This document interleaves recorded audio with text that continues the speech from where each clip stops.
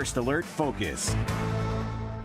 I'm meteorologist Andy Chillian here with another update on Hurricane Ernesto out here in almost pretty much the open waters, but you can see Bermuda there. Going to be getting the impacts from this storm as we head from tonight into Saturday morning, as this storm will still bring some hurricane force winds to the island there. Expected though to still curve well away from the east coast of the United States, and will really start to pick up steam here as we head over the next few days. So headed way up north there. But while the east coast of the United States will not get direct impacts from this storm, some of the indirect impacts will occur will be some rough water and a higher risk for rip currents. Now, obviously, we talk about this here on Lake Erie, but if you are vacationing to anywhere along the east coast of the United States this weekend, or if you know somebody who is, make sure that they are aware of the risk. What are rip currents? They're powerful, narrow channels of water flowing away from the shore. They form when waves, they break near the shoreline. They pile up water.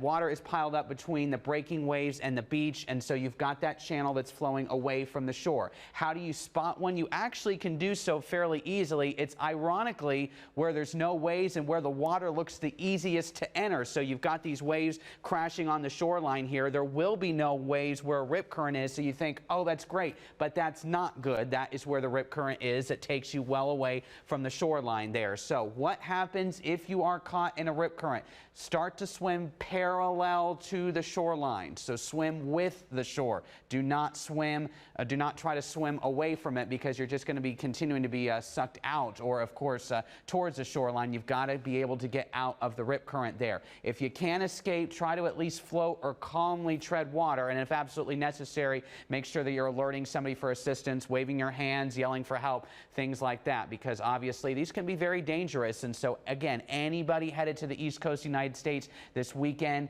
vacationing there, needs to be aware, high risk for rip currents. And even on Lake Erie this weekend, breezes will be up as well, so we'll be seeing some choppier water locally. So stay safe this weekend.